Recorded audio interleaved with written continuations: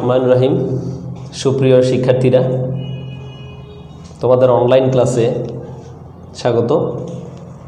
আমি মোহাম্মদ ইমতিয়াজ সরকার। আজকে তোমাদের জন্য আলোচনার বিষয় হচ্ছে নবম শ্রেণীর ত্রিগুণমিতি অধ্যায়ের 9.1। তো প্রথমতেই আমরা জানব ত্রিকোণমিতি সম্পর্কে। ত্রিকোণমিতি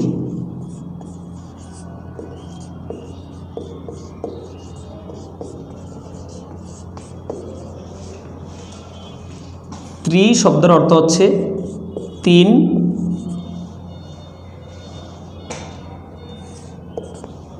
কন্তকোণী মিতি শব্দের অর্থ হচ্ছে পরিমাপ।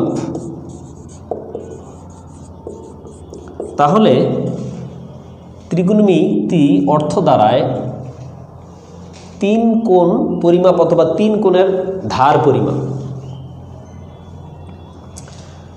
এখানে সাধারণত ত্রিকোণমিতি আমরা কোন কোন ক্ষেত্রে ব্যবহার করি সেই বিষয় সম্পর্কে আমরা আলোকপাত করতে পারি। সাধারণত কোথাও সমুদ্রে গেলে সমুদ্রের এক প্রান্ত থেকে আরেক প্রান্তের যখন কোনো দূরত্বকে আমরা পরিমাপ করি সেক্ষেত্রে আমরা ত্রিকোণমিতির ব্যবহার করতে পারি। এবং যদি কোনো গাছ থাকে, গাছের যদি উচ্চতা আমরা পরিমাপ করতে চাই সেক্ষেত্রে আমরা ত্রিকোণমিতির ব্যবহার করতে পারি। তো আমরা প্রথমত বেসিক ত্রিকোণমিতির সূত্রগুলো একটু আলোচনা করে নেই। তোমাদের জন্য একটি চিত্রের ডেমো দেওয়া আছে। যদি তোমরা ডেমোটি লক্ষ্য করো, দেখা যাবে প্রথম কথা হচ্ছে যে এই চিহ্নটাকে আমরা থিটা বলে থাকি। গ্রিক অনেকগুলো অক্ষর আছে, আমরা থিটা একটি প্রতীক হিসেবে ব্যবহার করতে পারি। ত্রিকোণমিতির অনেকগুলো সূত্র আছে। তো ত্রিকোণমিতির এই যে সূত্রগুলো আমরা ব্যবহার করব সেই ক্ষেত্রে আমরা কেন ব্যবহার করব সেই ব্যবহারের ধারণা দেব তোমাদেরকে। প্রথমত আমাদের জানতে হবে যে একটি সমকোণী ত্রিভুজ থাকে। সমকোণী ত্রিভুজের একটি কোণ, এই কোণটিকে আমরা 90 ডিগ্রি বলে থাকি, 90 ডিগ্রি।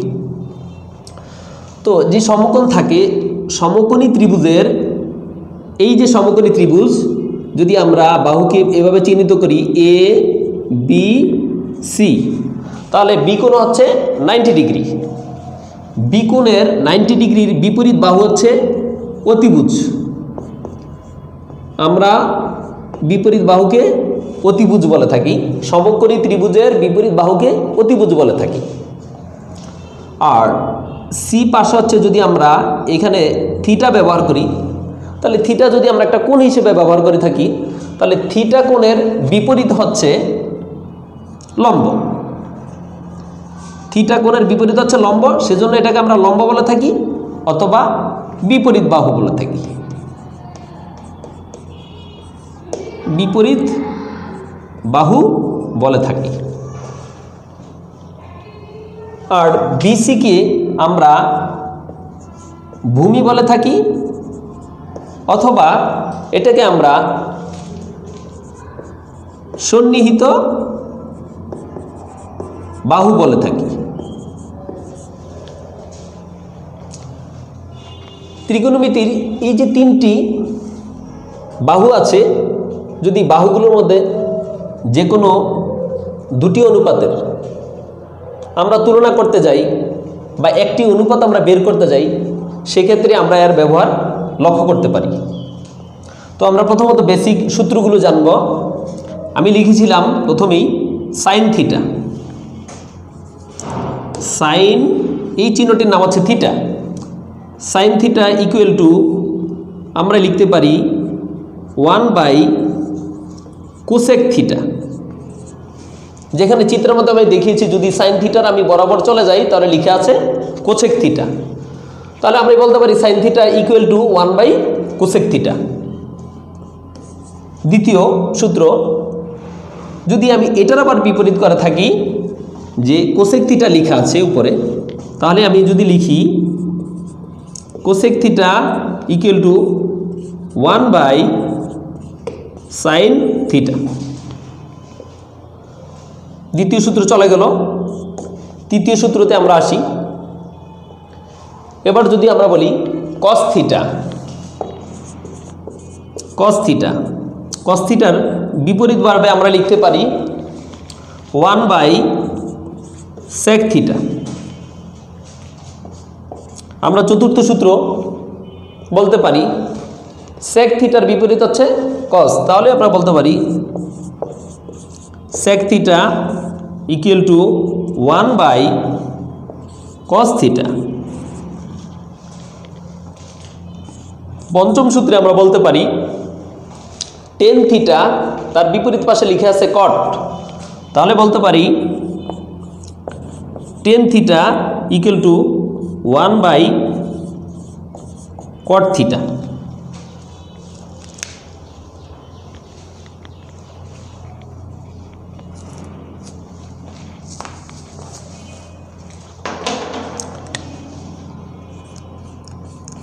সূত্র 6 আবার বলতে পারি tan থিটার বিপরীত লেখা আছে cot, তাহলে আমরা বলতে পারি cot theta equal two 1/tan theta. অর্থাৎ প্রত্যেকটি যদি আমরা একটা জোড়া হিসেবে চিহ্নিত করি তাহলে আমাদের সূত্রের জন্য মুখস্থ করা খুবই সহজ হয়ে যাবে।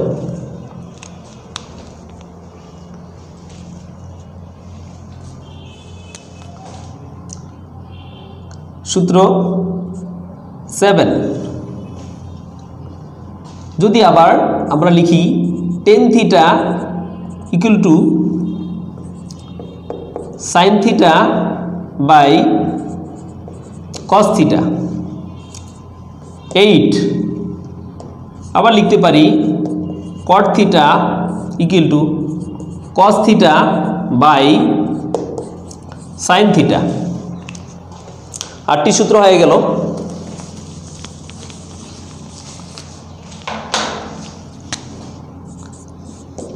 এবার আমরা লিখতে পারি sin square theta plus cos square theta equal to 1। সূত্র 10 যদি আমরা লিখি sin square theta equal to 1 লিখলাম, যদি প্লাসের সাইনটা যদি বিপরীত পাশে আমরা নিয়ে যাই সমান সমানের, তাহলে প্লাস চিহ্নের পরিবর্তে হবে মাইনাস, আর এখানে হবে cos theta, cos square theta. 11 এখানে আবার যদি sin থিটা আমরা রেখে দিই, cos স্কয়ার থিটা লিখি ইকুয়াল টু 1 প্লাসের এই sin স্কয়ার থিটা যদি অপর পাশে চলে যায় তাহলে আমরা লিখব মাইনাস sin স্কয়ার থিটা। 12 লিখতে পারি sec square theta minus tan square theta equal to 1। আবার এটাকে লেখা যায় sec square theta 1 plus tan square theta. আমরা আরেকটি সূত্র লিখতে পারি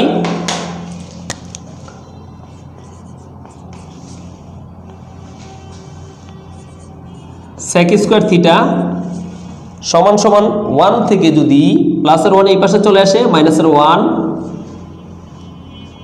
equal to tan square theta.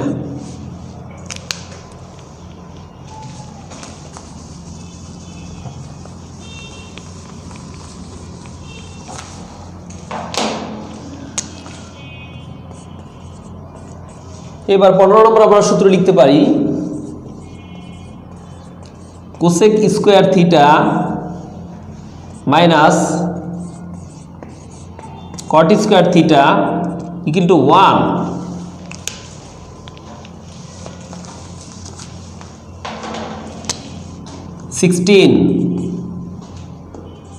Cosec square theta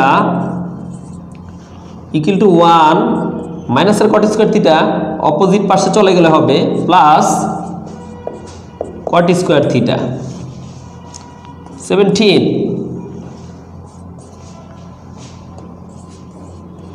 cosec square theta প্লাসের 1 এই পাশে চলে আসলে হবে -1 equal to cot square theta. এভাবে এই বেসিক কনসেপ্ট থেকে আমরা প্রায় 17টি সূত্র সহজেই আমরা শিখতে পারি। এখন আমরা ত্রিকোণমিতির 3টি ধার জানার জন্য আরও আমরা 6টি সূত্র শিখতে পারি। যদি আমরা একটি সমকোণী ত্রিভুজ অঙ্কন করি,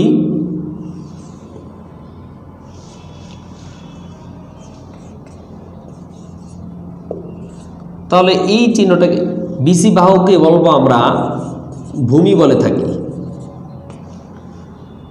এসি বাহুকে আমরা অতিভুজ বলে থাকি, সংক্ষেপে অতি বলে থাকি। এবিকে আমরা যেহেতু এটি কোণের বিপরীত বাহু, তাই এখানে আমরা বিপরীত শব্দটি লিখে নিতে পারি, অথবা এটির নাম হচ্ছে লম্ব। লম্বকে ইংরেজিতে পারপেন্ডিকুলার বলা হয়, পারপেন্ডিকুলার।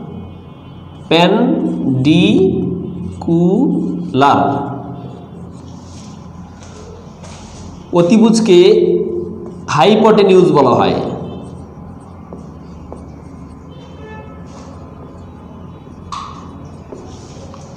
ভূমিকে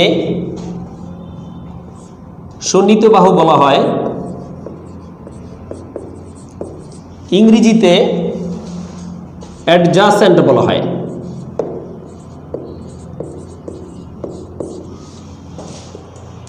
এবার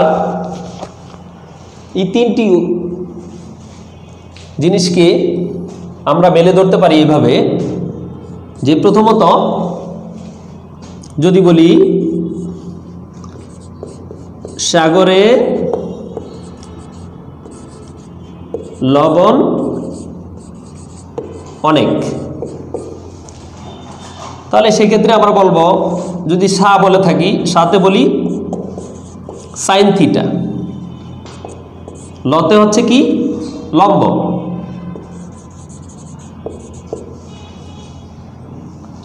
অতে হচ্ছে কি অতিভুজ।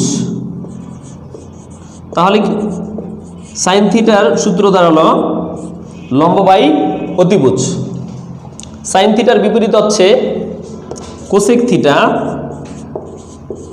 কোসেক থিটা সমান আমরা বলতে পারি, যেহেতু তার বিপরীত, এটাকে বলবো অতিভুজ ভাই লম্ব। আমরা আরেকটি টেকনিক অ্যাপ্লাই করে সুন্দর করে আমরা কস থিটা ও সেক থিটার মান সহজে নির্ণয় করতে পারি। যদি বলি কবর ভূমিতে অবস্থিত, তাহলে কতে হলো কস থিটা,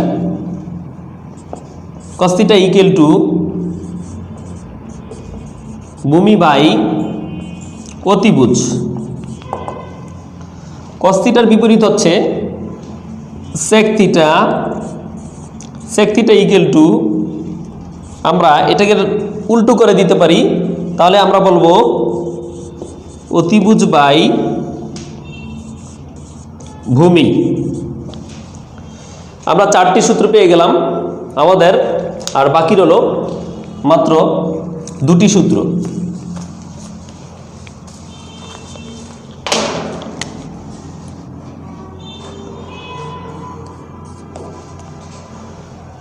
এখানে আমরা নতুন একটি টেকনিক অ্যাপ্লাই করব, বলবো যে টেরা লম্বা ভূত। যদিও কথাটি হাস্যকর, তবুও ত্রিকোণমিতি শিক্ষার ক্ষেত্রে খুবই ফলপ্রসূ সূত্রটি। টিতে হচ্ছে টেন থিটা, লতে হচ্ছে লম্ব, বুতে হচ্ছে ভূমি। টেন থিটার বিপরীত হচ্ছে কট থিটা। সেক্ষেত্রে আমরা বলবো কট থিটা ইকুয়াল টু